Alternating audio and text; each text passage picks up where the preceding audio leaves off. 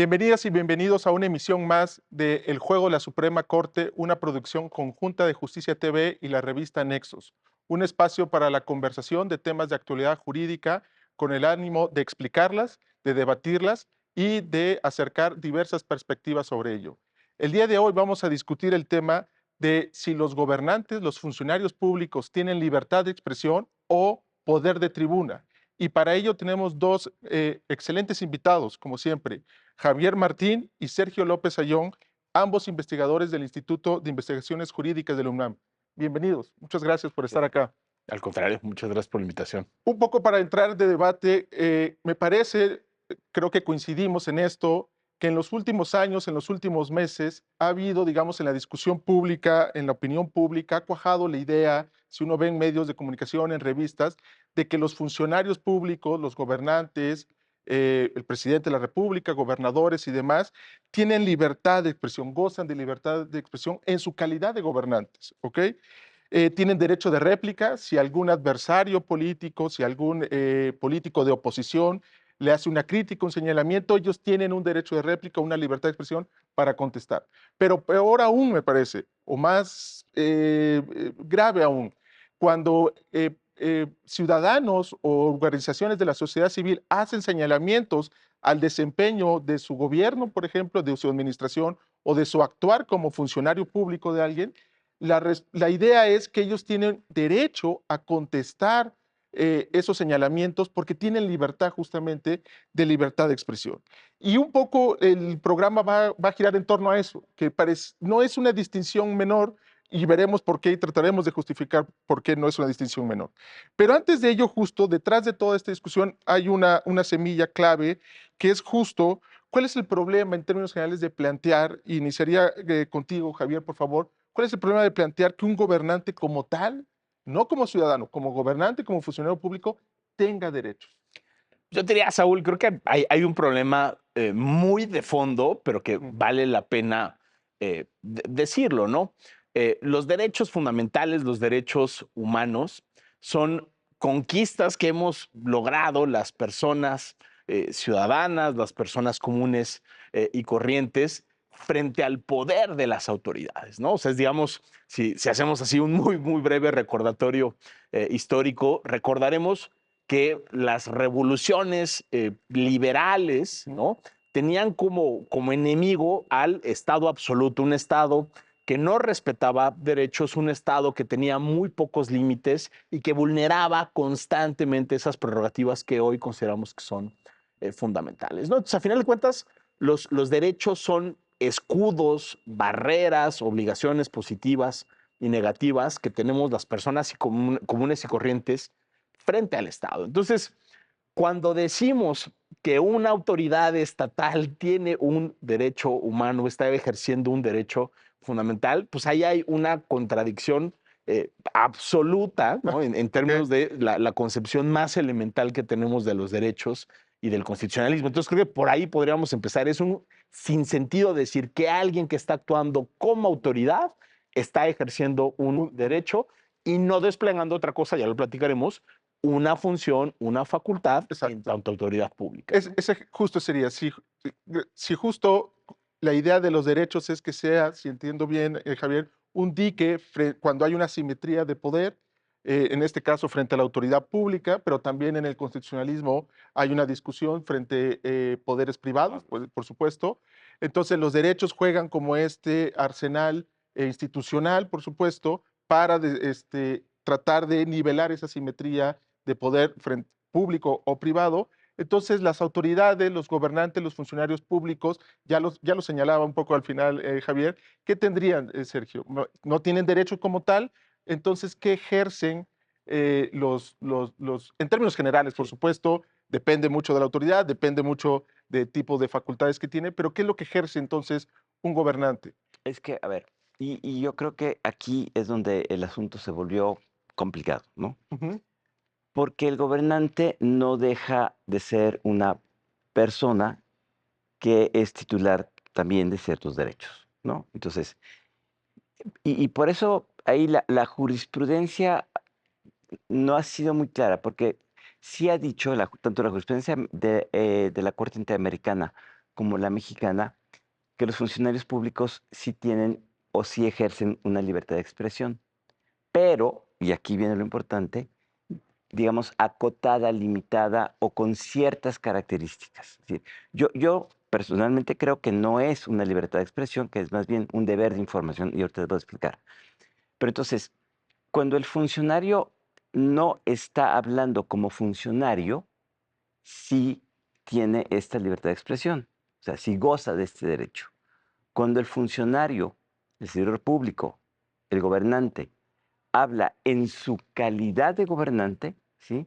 Más bien me parece que estamos en la hipótesis de que está ejerciendo una facultad de autoridad y entonces su discurso está constreñido por una serie de condiciones para Claro. evitar justamente que se utilice de manera eh, que pueda vulnerar la libertad de expresión de otros. Es decir, En términos generales, digamos, los ciudadanos ejercemos libertades, derechos, y las autoridades y los gobernantes ejercen potestades y poderes, y exacto, por lo mismo, aquí nada más una acotación, los poderes en una lógica constitucional deben de estar limitados, por exacto, definición. exacto.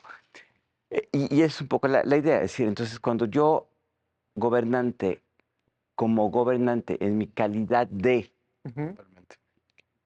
hablo, esto que yo hablo tiene que tener dos características. O sea, primero, dicen, si es un acto de autoridad, porque no estás hablando como cualquier persona, estás hablando en tu calidad de, ¿sí?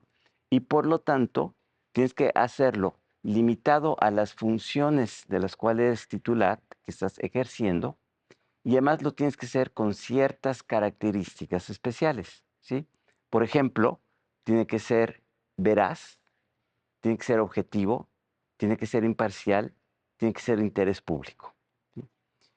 Y eso está planteado así desde el artículo 134 de la Constitución, que dice que la propaganda gubernamental tiene que tener ciertas características, ¿sí? No, digo, tiene que ser de carácter institucional, tiene que ser con fines educativos y no puede ser la promoción de una persona en particular, ¿sí?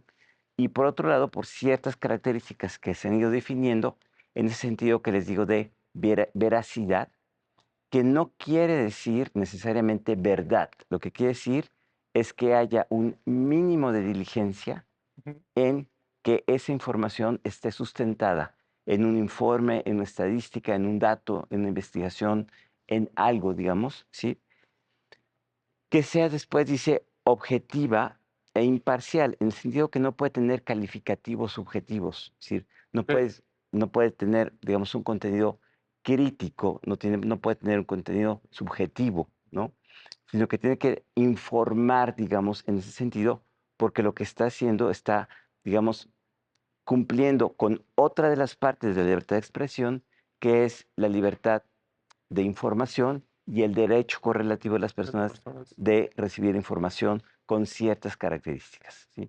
Entonces, para resumir, y ahorita podemos problematizarlo porque tiene muchos, muchos ángulos, un funcionario que habla como tal, es decir, que habla como, con la potestad de la autoridad, tiene que hacer un discurso que esté relacionado con sus facultades, que tenga interés público y con ciertas características que van a evitar que ese discurso se convierta en un arma contra la libertad de expresión o contra la libertad de información que tienen los ciudadanos. Digamos que esto no significa, concluyo, que un funcionario, un gobernante no pueda responder a los señalamientos que Así, estábamos en la introducción, que la ciudadanía, que una organización de la sociedad civil le hace a su gestión, o que justamente adversarios políticos o políticos de grupos de oposición hacen a su gestión o a su actuar como tal. sí. Claramente lo pueden hacer y es parte de la dinámica que se espera que haya en una Ujú. democracia. Pero el encuadre constitucional a partir del cual se hace no es menor, y ahorita digo, creo que no es menor, y ahorita va una otra pregunta, en el sentido de que una cosa es encuadrar esta potestad para responder señalamientos. Aquí tengo estos informes, tengo esta estadística, Ujú. tengo estos elementos para rechazar esa crítica, o apuntalar o ver desde otra perspectiva esta crítica desde un punto de vista de un derecho o desde un punto de vista de una potestad. Porque justo me parece que el poder de tribuna, por decirlo así, de un gobernante puede ocasionar daños. Sí, sí. ¿Ok? Sí. Entonces, la pregunta que sería un poco para los dos, pero inicio contigo, Javier, es, ¿qué daños ves tú, ejemplos concretos, si tienes alguno, del daño que pueda ocasionar justamente un gobernante, un funcionario público al momento de ejercer esta potestad de discurso, digamos, de discurso gubernamental? No, a ver, yo creo que el catálogo de afectaciones es tan amplio como todos los derechos que tenemos, pero podemos pensar ahorita en algunos buenos ejemplos, ¿no? Y precisamente eso se da, por como mencionaban ambos, cuando no distinguimos la calidad con la que habla la persona, ¿no? O sea, oiga, la presidenta del Instituto Nacional Electoral, que es un órgano autónomo encargado de organizar las elecciones, ¿no? Para poner un ejemplo. ¿Tiene derechos políticos, tiene libertad de expresión como ciudadana mexicana? Toda. Pues por supuesto que sí, ¿no? O sea, digamos, en la jornada y en las jornadas electorales, la presidenta del INE acude a las urnas, Y ¿no? vota. Y vota por una opción política y eso no rompe con su deber de neutralidad, porque en el momento en que ella está en la casilla, como cualquier otro funcionario electoral, no está actuando como autoridad, está actuando como una ciudadana, ¿no? La secretaria o el secretario de Gobernación, según sea el caso, que lleva, entre otras cosas, la relación, por ejemplo, con las iglesias del país. Si el domingo, en un día no laboral, decide acudir a un templo de cualquier credo, pues tampoco está, déjame ponerlo así, favoreciendo indebidamente a la religión católica, ¿no? A alguna religión cristiana, musulmana, o lo que sea, por encima de los otros, porque en ese momento no está actuando como secretaria o como secretario de gobernación. Lo mismo le pasa al presidente de la República, ¿no? O sea, si el presidente de la República en su ámbito privado tiene preferencias electorales, tiene preferencias religiosas, ejerce su libertad de expresión, por supuesto que lo puede hacer, porque el hecho de desempeñar un cargo público no te quita ni elimina los derechos que tienes como personas. Pero ahí hay que distinguir Exacto. con qué calidad se está actuando. ¿Qué es lo que hemos visto durante los últimos años, ¿no? Con un enorme número de actores políticos? Pero obviamente hay que decirlo, también el presidente de la República ha sido uno de ellos. Pues un comportamiento donde el presidente de la República y otros funcionarios parece que están actuando en su calidad de privados Okay. en eventos que claramente son públicos, ¿no? Cuando el presidente de la República, en sus conferencias matutinas o mañaneras, como las queremos llamar, pues no está hablando el ciudadano Andrés Manuel López Obrador en ejercicio de sus derechos político-electorales. Está hablando el jefe del Estado mexicano, ¿no? Entonces, está en una posición de poder, ¿no? Que es muy importante lo que tú decías, Con ¿no? recursos públicos. Pagado con recursos públicos, es decir, cuando está en Palacio Nacional, ¿no? Todo lo que cuesta organizar esa conferencia matutina, servidores públicos, los espacios, la transmisión, es decir, todo lo que está involucrado en esa producción, en horario laboral, pues es el presidente que está actuando. Y el presidente en esa medida no puede decir, yo estoy ejerciendo mi libertad de expresión y yo puedo decir Con mi derecho de réplica. lo que quiera y yo puedo dar mis opiniones, porque él como presidente lo que tiene es una serie de obligaciones constitucionales y legales que lo obligan a realizar muchas cosas, ¿no? Entre ellas las que ya mencionaba Sergio, ¿no? ¿Qué pasa cuando descalifica, por ejemplo, a un privado, ¿no? Y dice, es que esta persona es corrupta. O miren, este periodista gana mucho dinero y ahí les voy a publicar información que yo obtuve porque soy presidente y me la pasó el SAT, el Servicio de Administración Tributaria. O cuando llega y critica a sus opositores, pues que está aprovechando esos recursos que le dio Estado, está aprovechando esa posición privilegiada y ahí se pueden generar todas las afectaciones que nos podamos imaginar a la honra y a la reputación de las personas, es el típico ejemplo.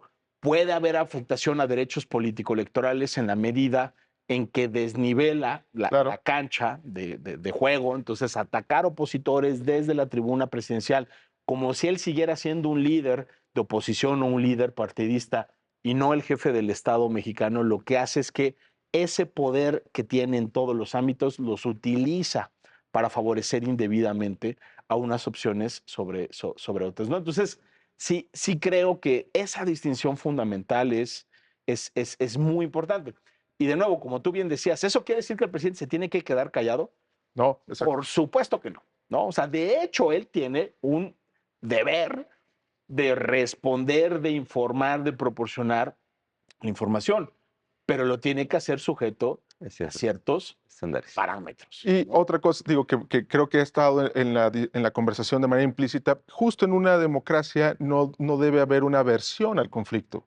La democracia es parte de lo que hay, lo que mueve a la democracia es el conflicto, parte del conflicto institucionalizado, por supuesto, está en la opinión pública, ¿no? En los dimes y diretes, en la disidencia entre los órganos representativos, entre los grupos políticos, de disentir frente a lecturas de cómo está avanzando, por ejemplo, el país, ¿no?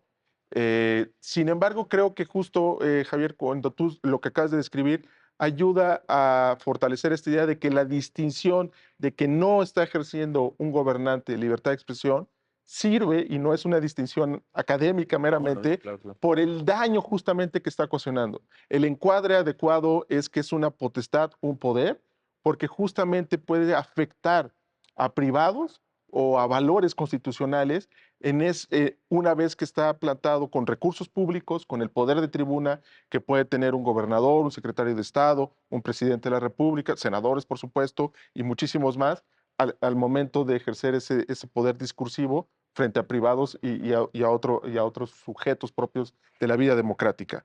Ahora, pero digamos aquí, Sergio, en ese sentido, digo, si ahorita quieres agregar más Sí. ejemplos de daños y más, por supuesto, adelante, pero ¿cómo diferenciar, digamos, hay funcionarios públicos, Eso. digamos, hemos estado centrado porque creo que es mucho más fácil, también hay más ejemplos recientes en el presidente de la República, pero hablar de funcionarios públicos es hablar de un espectro muy amplio, como sabemos. Hay personas que son funcionarios públicos, pero que, digamos, su trabajo es muy puntual, digamos, pensemos en la figura, la caricatura del burócrata, digamos, que formalmente es un funcionario público, lo es, pero pensaría yo, no sé si estén de acuerdo, que su discurso, su expresión, su discurso como funcionario público, la capacidad de daño es muy menor. Lo puede realizar, por supuesto, puede tener un oficio cerca, información, etcétera. Entonces hay un arco muy amplio entre los diferentes tipos de funcionarios públicos. Sé que normativamente puede haber no mucha distinción, pero políticamente en los recursos que tiene sí, y por tanto, en ese sentido, en la capacidad de daño de sus expresiones también. ¿Cómo hacer esa distinción? A ¿O ver, cómo hacer esa diferenciación? sí, a ver, yo creo que aquí tenemos que empezar ya a hilar un poquito más fino, Ujú. sí, porque no todos son iguales. Exactamente. ¿Sí? Entonces, la primera distinción que yo haría es entre funcionarios electos Y no y servidores Ok. públicos. ¿Sí? Estamos hablando de dos universos distintos. Ahí el presidente se pone en una situación particular, pero déjeme decir, un funcionario electo tiene en principio mayor aliento, digamos. ¿Por qué? Porque justamente como está dentro del juego democrático, dentro del juego político, tiene que poder responder con mayor, digamos, eh, claridad a los ataques, a las críticas, justificar sus acciones. Sí, tiene una gama de posiciones. Incluso, recordemos que, por ejemplo, los legisladores tienen inmunidad parlamentaria. Es decir, lo Sí. que dicen ellos en tribuna no puede ser objeto de ningún tipo de limitación. ¿Sí? Vamos a ver que sí hay, pero bueno, es decir, entonces, el parlamentario, el presidente municipal, incluso el presidente de la República, digamos, en el ámbito político sí tienen un mayor espectro de libertad para poder responder en este diálogo o en esta confrontación democrática a sus opositores. Diferente del servidor público, ¿sí? Que siendo designado y formando parte, en primer lugar está obligado, digamos, a una cierta disciplina en el sentido de que está dentro de un gobierno y por lo tanto tiene que seguir las directrices, digamos, de ese gobierno. Entonces no puede opinar lo que quiera, tiene que hacerlo con cierta disciplina, digamos, con cierta contención. En segundo lugar, está sujeto a deberes de confidencialidad también, ¿Ok? ¿sí? Es decir, va a manejar información confidencial, va a manejar información reservada, no puede decir tampoco lo que él quiera, ¿sí? Y finalmente hay un problema de jerarquía, es decir, no es lo mismo un secretario de Estado hablando que un jefe de departamento, ¿sí? Exacto. Porque sus ámbitos de competencia, sus funciones, sus facultades son muy diferentes. Entonces, digamos, a mayor jerarquía, mayor responsabilidad y menos espacios de Total. libertad, digamos, ¿no? Pero cuando un jefe de departamento habla como jefe de departamento y está dando una posición institucional, entonces sí, ese jefe de departamento tiene un problema, digamos, o no, digamos, no está ejerciendo una libertad, está respondiendo a un Sí, deber claro. de, De de información, de información. discurso gubernamental. Exacto. Y lo tiene que entonces encuadrar con esas características, ¿no? Ahora bien, el daño. Es decir, y aquí vamos a entrar en otro problema, a un doble problema. Primero, ¿cómo vamos a concebir el derecho de réplica o de rectificación en términos, porque el presidente lo ha dicho muchas veces, ¿no? Que él ejerce su derecho de réplica Así es. digamos, en este contexto. Y segundo, ¿qué sucede cuando ese discurso genera condiciones de daño indirecto a la libertad de expresión? Voy al primer espacio. Ajá. No hay que olvidar, y esa es una cara muy interesante, que, digamos, ya existe un consenso, lo que se llama el doble estándar de la libertad de expresión, donde dice, un ciudadano tiene cierto nivel de protección, Ujú. sobre todo respecto a su honor, a su vida privada, un funcionario público no. Lo tiene mucho menos amplio porque él mismo se está expuesto a una posición pública Ujú. y es importante que se conozcan datos de su vida, de sus condiciones, porque eso puede tener una incidencia directa en el ejercicio de su función, en el ejercicio del poder, ¿sí? Entonces, vamos a decirlo así, si quieren, ahorita profundizamos, un funcionario público, y a diferencia en particular, tiene que ser mucho más, eh, tiene que resistir mucho más la crítica Así es. digamos, el El cuestionamiento, escrutinio el público. escrutinio público, exactamente, ¿sí? Entonces, no tiene que salir a la primera, ¿sí? A responder, tiene que informar con base en sus datos, con base en sus características, sin, digamos, tomarlo. En materia política que se hace un poco distinto, estamos hablando de dos proyectos políticos, ahí se vale, ¿sí? Ahora bien, el punto es cuando yo paso ya, como lo hacen muchos funcionarios, a- como funcionario público, a utilizar la información de que gozo, el privilegio que gozo, la tribuna de que gozo, para atacar a una persona, a un partido político, a una posición. Ahí estás generando lo que se llama un efecto de censura indirecta o de afectación indirecta, porque al hacerlo, tú puedes resultar intimidante para los demás, ¿sí? Tú puedes generar una condición que dices, una amenaza velada, es decir, o un uso incorrecto del recurso público del que estás usando para atacar una posición. Por eso, el discurso público está acotado Ujú. y tiene ciertas características, imparcialidad, objetividad, veracidad. No puede ser lo que el funcionario quiera, tiene que darse en ese cauce, ¿sí? Y ahí sí, no importa si es jefe de departamento Así o es secretario.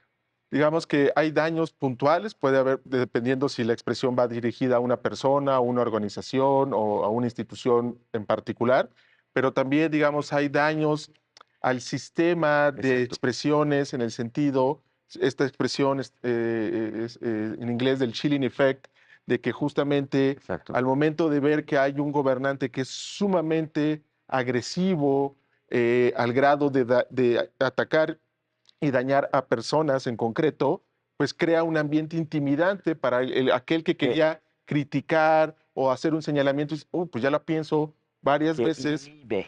que genera un ambiente de inhibición, ¿no? Exacto. Tenemos que ir a un corte. Quisiera regresar vemos el caso de jefe de departamento, pero quisiera regresar al caso de un gobernante que todo prácticamente lo que hace tiene una connotación política, tiene una connotación discursiva, ¿ok? Y qué difícil hacer la diferenciación. Sé que en el pizarrón es ciudadano, y lo es, Sí. pero la dificultad de hacer esa distinción. Otra cosa que me gustaría regresar, con la que me gustaría regresar es cómo asir ese poder de discurso que tienen los gobernantes hoy en día, sobre todo con redes sociales. Y algo muy relevante es qué casos hay en México al respecto, tanto en el Poder Judicial, jueces de distrito, como, por supuesto, en el Tribunal Electoral. Regresamos en un momento.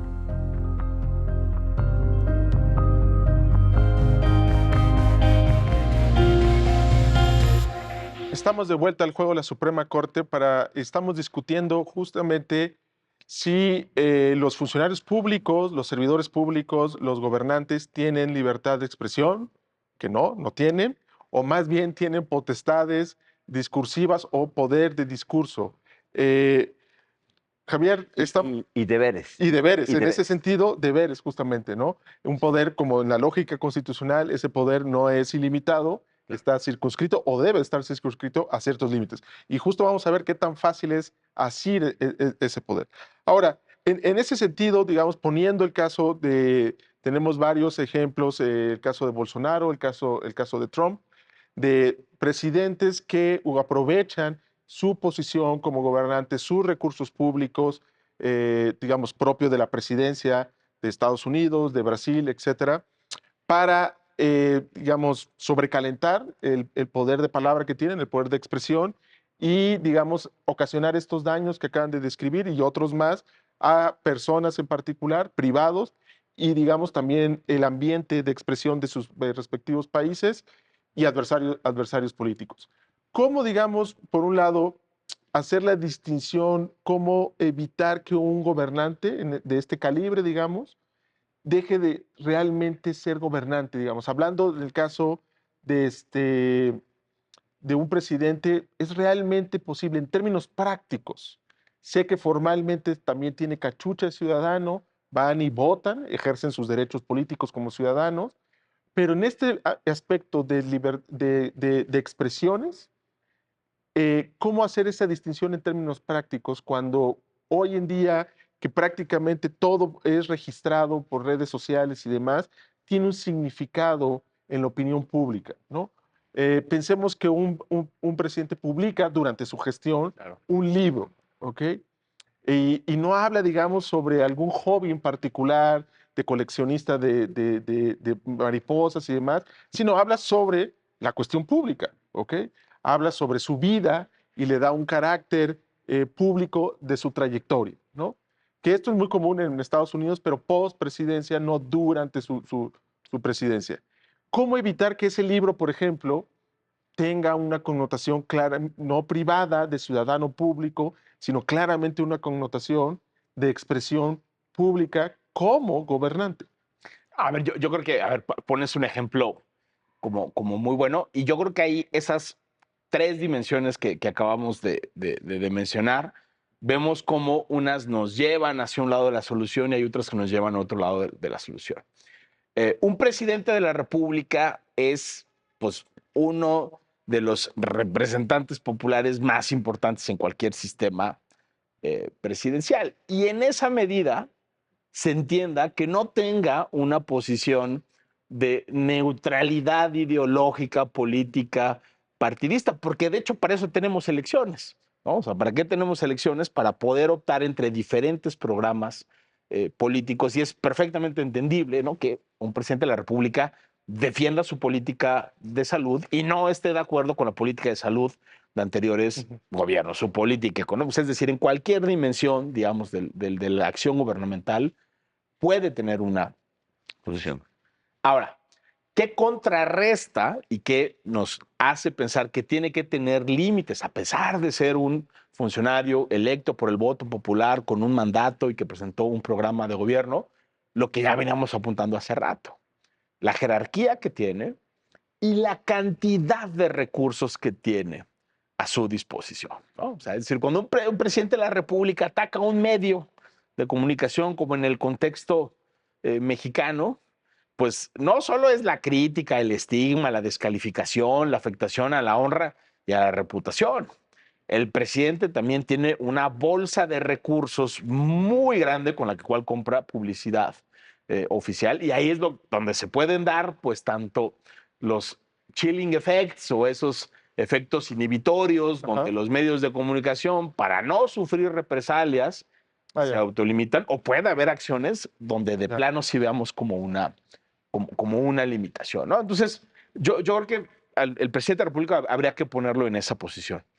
Creo que redes sociales, como tú mencionabas, impone un reto enorme, ¿no? Y ahí está el caso del presidente Trump. Pues el presidente Trump tenía una cuenta de Twitter, ahora X, que utilizó desde antes de ser presidente de la República, ¿no? Y donde obviamente pues ponía las más variadas opiniones que de ninguna manera ni tenían que ser imparciales ni neutrales ni demás, reflejaban su posición como empresario, como candidato, como... Y luego como presidente, ahí es donde digo.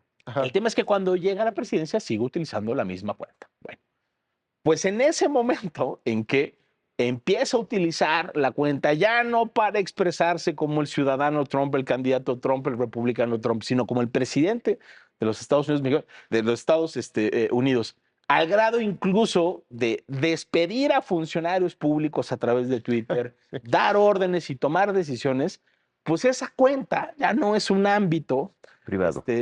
Privado. Su uso no es privado, claramente. Y ya tiene que sujetarse, en el caso de Estados Unidos, pues a una serie de limitaciones. Un ejemplo, el presidente Trump, y ahí hay ya sentencias de tribunales federales, pues no puede bloquear así nada más porque quiera a ciertas personas, por ejemplo, en su cuenta de Twitter X, cuando la tenía, después se la desactivaron, ahorita ya no la emplea. Y ahí el razonamiento de los tribunales fue que las redes sociales también son una suerte de foros públicos, ¿no? Cuando uno llega y ve un tuit de un funcionario público y abajo uno puede ponerle una respuesta y poner un comentario, eso se convierte en un espacio, ahí sí, donde la ciudadanía puede ejercer su libertad de expresión. Entonces, los tribunales lo que han hecho en Estados Unidos es básicamente aplicar las restricciones que hay para las limitaciones a la libertad de expresión, porque hay una afectación a la libertad de expresión de la ciudadanía, ¿no? Y veamos el caso inverso, ¿no? El presidente de la República, Andrés Manuel López Obrador, publicó un libro, ¿no? Ya lo decías tú, donde no hablaba ni de sus aficiones, ni de su... De béisbol, por ejemplo. Ni de que le gustaba y le gusta el béisbol o lo que hace los domingos. Es un libro político. Yo creo que es perfectamente normal, esperable y saludable, ¿no? Que quienes ejercen ese tipo de funciones públicas dejen testimonio escrito de sus visiones. Pero de nuevo, una cosa es que él firme un contrato en su calidad de persona, de ciudadano, con una casa editorial para escribir ese libro, cobrar sus regalías, que se venda y dan a conocer sus puntos de vista. Otra cosa es que en un evento público, pagado con recursos públicos, donde está hablando como jefe del Estado mexicano, llegue y aproveche para hacerle promoción, para hablar de eso, ¿no? Yo creo que ahí de nuevo esas barreras son difíciles en estos tiempos de redes sociales, pero yo creo que sí, la distinción clave sigue siendo cómo diferenciamos el carácter con el que se actúa, ¿no? Pero Javier, hay nada más. Ajá, sí. Yo creo que el 134 es clarísimo en ese sentido. Totalmente. Sí. El 134 dice, toda propaganda gubernamental tiene que ser de carácter institucional, tiene que ser con fines educativos, informativos, y tiene que evitar la promoción del personalizado. Del titular, Entonces, a mí me parece que ese acto en particular justamente no encuadra en la característica, en la caracterización que hace el propio 134 de... Y si me permites, das paréntesis rapidísimo, el 134, totalmente de acuerdo contigo, Sergio, también habla que todos los funcionarios públicos Ajá. tienen la obligación de aplicar los recursos públicos que Sí, tienen a sí. su disposición con imparcialidad, ¿no? Entonces, son Ah, dos normas del Eso me 134 lleva, muy, Sí. muy, muy importantes, ¿no? y creo que ya nos estamos metiendo a cuán difícil es regular esto. ¿En qué sentido? Porque justo creo que coincidimos que el 134 es muy puntual y en el pizarrón esto no funciona. Sin embargo, en el ejemplo que estamos poniendo, hay un tema de que el formato en el que se anunció este libro, dio promoción a este libro, formalmente es una conferencia de prensa, ¿no? La mañanera, ¿ok? Y entonces allí empieza porque la materialidad de ese formato de comunicar, en principio no es publicidad, sino es un ejercicio de escrutinio en el que un funcionario público, un gobernante, se somete a las preguntas de los medios de comunicación, puede dar un informe y a partir de ahí hay un peloteo. Ese es el formato, digamos. Si uno va, digo, a cualquier manual de periodismo, ese Ahí es está. básicamente, ¿no? El 134 está pensado no para una conferencia de prensa, está pensado para otro tipo de lenguaje. Entonces, sé que el 134 en principio debe de abarcar cualquier expresión gubernamental, pero más allá del caso concreto, me sirve este ejemplo para preguntar cómo, digamos, se puede regular siendo tan inasible los lenguajes mediáticos hoy en día, abonando las redes sociales, que ya apuntabas tú mismo, Javier, varios de estos elementos, abonando muchos otros elementos de Internet, de inteligencia artificial, etcétera, etcétera. ¿Cómo asir este tipo de relaciones de poder en la lógica constitucional, de que toda potestad, todo poder debe de estar, digamos, controlada o limitada? Recordemos un poco que los federalistas, este libro, La Audiencia, un poco en paréntesis, es un libro canónico dentro del derecho constitucional, dentro de la narrativa constitucional occidental moderna. Es un libro de tres abogados muy importantes, Madison, Hamilton y Jay, donde están, digamos, defendiendo el proyecto constitucional estadounidense y dentro de las muchas cosas que se dice ahí, abordan este tema y una de las soluciones que ellos proponen es, la única solución de esto, estamos hablando de hace muchos años, por Más de supuesto, Sí. es el voto. Si no te gusta la manera como el gobernante está usando el poder discursivo, en el siguiente proceso electoral, vota de otra manera, ¿ok? Por supuesto, en estos 200 años, la maquinaria constitucional se ha sofisticado y ha habido muchas otras soluciones, ¿ok? ¿Cómo solucionar? Sé que en abstracto es muy complicado porque hay ejemplos. Es cómo entrarle a la solución, cómo entrarle a México, ese sería, pero digamos en abstracto, ¿cómo asir este tipo de eventuales desbordamientos de un poder discursivo con presidentes que están decididos a no ser prudentes? A ver, y yo ¿No? si se puede muy rápido, yo creo que este tipo de actores políticos lo que quieren es romper Ujú. estas distinciones para quedarse en el mejor de los dos Mundos. mundos, ¿no? Quieren, por un lado, decir que están ejerciendo derechos para quitarse de las Ajá. limitaciones que les impone Que la los puede lógica haber.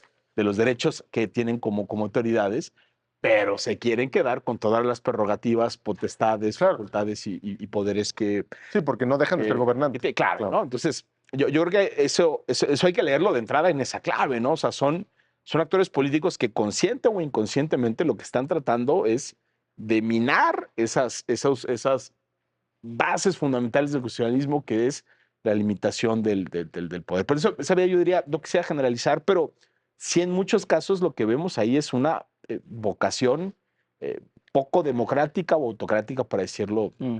como claramente. Y sí pensaría que una de las claves, yo estoy de acuerdo que es complicadísimo, pero nada más con eso termino, es el tema de los recursos públicos. Ok. ¿No? O sea, es decir, yo creo que yo estoy de acuerdo que podemos discutir hasta dónde llega el concepto de propaganda gubernamental y demás, Ok, pero ese sería como la guía para... pero yo sí creo que la otra parte del ciento, o el otro de los párrafos del 134, donde habla del uso de recursos públicos, es una de las guías, no la única, no sin limitaciones, ¿no?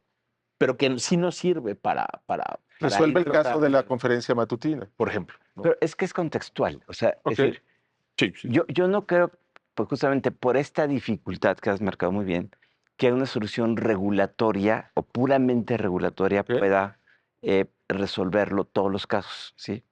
Entonces, tú tienes una parte contextual, tú tienes una parte política, y yo diría sí, la parte política se resuelve en los votos, pero tienes una parte en donde el daño sí se puede constituir o donde existe un acto de autoridad, sí, o sea, el discurso se convierte en un acto de autoridad y entonces sí lo puedes judicializar para que entre, digamos, el juez a valorar legal o constitucionalmente esa conducta.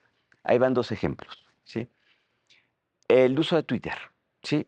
Eh, eh, ya la jurisprudencia mexicana es bastante clara, que dice que cuando tú utilizas un Twitter institucional, es decir, no estás presentándote como persona, cualquier ciudadano, sino como director, presidente, es decir, mm, es una cuenta institucional y tiene ciertas características. Por ejemplo, si tú bloqueas a alguien, eso se convierte en un acto de autoridad, ¿sí? ujú, Igual, entonces lo puedes voltear, es decir, entonces el uso de esa cuenta se convierte en un acto de autoridad y si me causa un perjuicio, es decir, si afecta mi esfera jurídica porque viene un acto de autoridad, entonces lo puedo controvertir, ok. ¿sí? Entonces, lo que quiero decir es, depende del caso, pero hay algunas cosas que no se van a poder resolver judicialmente, que creo que tienen que entrar al aliento político, pero también, es decir, que los criterios de valoración de eso sean claros son muy importantes. Y hay otros casos en los que sí hay un acto que afecta una esfera jurídica en particular. Otro ejemplo, cuando el presidente se lanza contra Loret de Mola o contra cualquier otra persona, ¿sí? Y utiliza información, ¿sí? Exacto. Eso constituye ya un acto claramente de autoridad que podría controvertirse en un tribunal, ¿sí? Entonces, hay ciertas condiciones, dependiendo, por eso digo que es contextual, en donde sí hay claramente una afectación, constituye un acto de autoridad, hay una afectación a la esfera jurídica de un particular y ese particular podría recurrir a un amparo, por ejemplo, para defender ese espacio. Tal vez no en la expresión puntualmente, tal vez no, digamos, eh, el ataque frontal, pero los recursos o los elementos con los cuales se hizo para hacer Hay un caso reciente muy Ajá, concreto, es decir, donde una senadora, que es candidata, ¿sí? ajá, El director del Sistema Nacional que es ajá, de radiodifusión, no me acuerdo, ¿sí? En una nota que pone, dice, ella es opaca, ujú, ¿sí? Eso se judicializa, ¿sí? Y al final del día, el tribunal, un colegiado, dice, sí, ahí hubo un acto de autoridad y una afectación a esa persona porque el estándar que utilizó el presidente del Sistema Nacional de Radiodifusión no fue ni veraz, ni objetivo, ni imparcial. Aunque la afectada ya es una senadora que tenía un nivel de escrutinio más alto, es decir, se violaron los parámetros de em, ver, digamos, los parámetros del discurso público y hay una afectación, ¿sí? ok.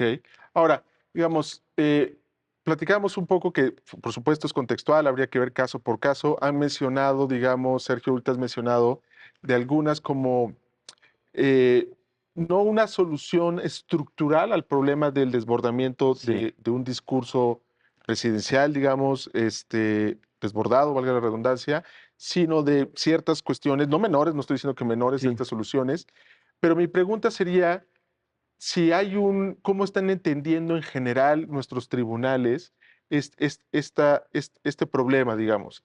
Si hay claramente un entendimiento de que los gobernantes no tienen libertad de expresión o, por ejemplo, en el constitucionalismo estadounidense, claramente no existe este entendimiento desde los tribunales, desde la lógica constitucional, hay una doctrina de government speech, discurso gubernamental, Hay una diferenciación, por supuesto, entre si Sí. se trata de un titular de un poder representativo, si es un funcionario público, etcétera, etcétera.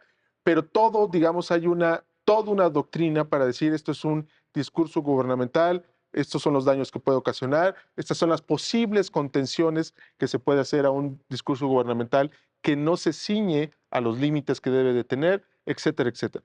La pregunta que yo les haría, un poco si quiere, ahorita vamos contigo, Javier, más al Tribunal Electoral, tú, Sergio, por favor, en otros tribunales federales o locales, si hay una doctrina constitucional suficientemente bien No. arqueada, armada, apuntalada, para hacer frente a algo que pues pareciera, digo, no solo por lo que está sucediendo en México, sino lo que está sucediendo en otras democracias, que es un problema que va a estar presente en el día a día de las democracias constitucionales. Yo diría que no. Que llegó para quedarse, vaya. No, sí.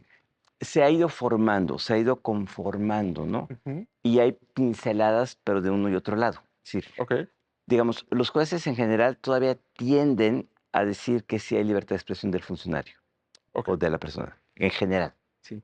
Ujú. Y podría citar varias sentencias. Cuando tú ya las ves más a fondo, Ujú. Sí, sí. parece que en realidad realidad están. que eso no es así. Es decir, Ok, que lo que hay es lo que habíamos dicho, un deber informativo Ok. sujeto a ciertos parámetros, ¿sí? Pero todavía no se formula con toda claridad de esa perspectiva, ¿sí? Y por otro lado, hay oscilaciones, ¿no? Hay contradicciones de tesis en donde poco a poco se va conformando una doctrina, pero incluso el concepto de discurso gubernamental no se utiliza en las sentencias de los tribunales mexicanos, ¿sí? ok, Entonces, creo que allí habría un buen camino por recorrer, porque se usa propaganda oficial, publicidad oficial, en fin, los conceptos que tiene la Constitución, pero no hay un avance conceptual que nos permita situarnos mejor en lo que es un discurso gubernamental y los parámetros que debe tener ese discurso gubernamental. exacto. ¿Sí? Esos parámetros sí son un poco más claros. Es decir, decía interés público, veracidad, objetividad, imparcialidad. Ok, Cuando uno los lee con mucho cuidado, tienen sus problemas. Sobre todo ok, el de imparcialidad y objetividad tiene problemas y se van construyendo poco a poco. ok. Sé que has trabajado mucho el ámbito jurisdiccional electoral. ¿Tú cómo verías? ¿Hay una doctrina clara de discurso gubernamental en nuestro tribunal electoral o no? Mira, a ver, yo voy a decir Términos generales, que sí, que no, ¿no? O Ajá. sea, es decir, yo sí creo que algo que sí es un avance significativo Ok. en la justicia electoral es como muchas de estas restricciones están pensadas por razones históricas, en Ajá. la incidencia que tenían los poderes ejecutivos en las elecciones. Creo que el Tribunal Electoral sí ha tenido el mérito, Ujú. con criterios a veces vacilantes, cambiantes, no siempre muy sólidos, de sí tratar de diferenciar el carácter con el cual se está actuando. Yo recuerdo incluso algunas sentencias donde hasta se ve si el funcionario estaba o no estaba en horario laboral. Yo Ok. no sé si ese sea el mejor criterio, pero por lo menos yo sí he visto ahí un intento de tratar de diferenciar los dos caracteres. Lo que sí no veo ni en el Tribunal Electoral ni en la jurisdicción constitucional ordinaria es precisamente una doctrina que trate de balancear estos elementos de los que estamos hablando, ¿no? Ok. Como tú mencionabas, la doctrina del discurso Gubernamental. gubernamental en Estados Unidos, básicamente lo que incorpora, lo que está detrás, es ese principio representativo que tienen algunos funcionarios Ujú. públicos y que sí les da márgenes más Amplio. amplios Ok. que lo que tendrían otro tipo de funcionarios. Creo que eso, decíamos, no es lo único, hay que verlo también con el tema de jerarquía, con el tema del poder, con la capacidad de generar daño, pero sí necesitaríamos desarrollar, y aquí hablo en primera persona del plural, creo que esto es una chamba que se tiene que hacer en la academia, en la Claro. judicatura, en el foro, es decir, creo que tenemos que reflexionarlo más en México, porque yo no quiero decir que haya una única solución y que tengamos que andar No, no, copiando no. soluciones de fuera, ni mucho menos, pero a mí sí me sorprende mucho, es un poco lo que mencionaba Sergio, ¿no? De que hay muchas sentencias, de nuevo, de juezas, jueces, magistradas, magistrados, inteligentes, bien versados Ajá. en sus materias, que sí encuadran el problema como un choque entre derechos. La libertad de expresión del funcionario versus el derecho a la honra de la reputación de la candidata, de la senadora o de quien sea. Y luego cuando uno ya ve qué es lo que está diciendo, en realidad los estándares que aplican no son los estándares de libertad de expresión, Ok. sino son los Pero estándares siguen de con ese... información Ok. Sí. que tienen como las autoridades. Y uno puede decir, bueno, pues si el resultado es lo mismo, pero con etiquetas diferentes no pasa nada. Y yo creo que no. O sea, es decir, yo creo que ponerle la etiqueta de derechos en términos constitucionales tiene una enorme cantidad de implicaciones Ya. interpretativas y normativas. Y yo creo que sí nos falta todavía avanzar. Algunos que avanzan. Ahora, Ok.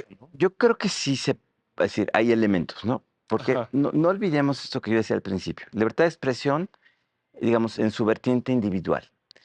Pero junto con ella, forma parte de ella, son las libertades, digamos, de información y el derecho a la información que tienen las personas. Y la obligación positiva del Estado que tiene de generar información Información. y ponerla a, digamos, a disposición. Entonces, si tú juntas todo esto y dices, bueno, más el problema de la reputación, más el problema de la réplica, de la rectificación, ¿sí? Más, digamos, los estándares de escrutinio que tienes que tener, te puede generar al final del día digamos, unos parámetros bastante claros de términos para poder saber cuándo estás de un lado y cuándo estás del otro, ¿no? Buenísimo. Nos tenemos que ir. El tiempo nos siempre es un tirano. Muy rápido, una última pregunta. Prácticamente nos quedan unos segundos. Estamos grabando esto justo antes del 2 de junio. Normalmente viene después de un proceso electoral, más allá del resultado, una discusión de si es pertinente o no una reforma electoral. Yo les preguntaría, sé que es siempre una respuesta binaria es tramposa, pero en este tema en particular, ¿ustedes consideran que se necesitaría una reforma? Han mencionado que hay muchos elementos normativos de dónde jalar para establecer los mismos otros derechos a la privacidad, al honor, datos personales, etcétera. El 134, ¿se necesitaría una reforma para este tema o es más bien un tema de pedagogía constitucional? Sergio, y luego contigo cerramos, Javier. Pedagogía constitucional, porque si no vamos a cometer el error que siempre cometemos, que sobrereaccionamos a una condición de hecho y entonces generamos una regulación que luego tenemos que andar corrigiendo. Yo diría pedagogía y mucho debate público sobre el tema. Ok, ya hay sentencias donde se está empezando a trabajar y Así más es. bien avanzar en ellos. Así es. Javier. Yo creo que las dos, ¿no? O sea, yo creo que Ok. sí, necesitamos mucha pedagogía constitucional. Pero yo sí creo que hay cosas del 134, Ok. ¿no? Y de otras disposiciones constitucionales que sí valdría la pena regular, no en una lógica de reglas, porque yo estoy de No. acuerdo que las particularidades del caso, la evolución de las plataformas digitales, nuevas tecnologías, harían que un sistema de reglas se vuelva obsoleto muy rápido, pero sí grandes definiciones conceptuales creo que Ok. ayudarían y también la parte, digamos, de los estándares de decisión, ¿no? Yo creo que algo en ese camino, ¿no? Ok. O quizá podré. Pues muchísimas gracias, Javier. Muchísimas gracias, Sergio. Pero sobre todo, muchas gracias a ustedes por acompañarnos en una emisión más del Juego de la Suprema Corte.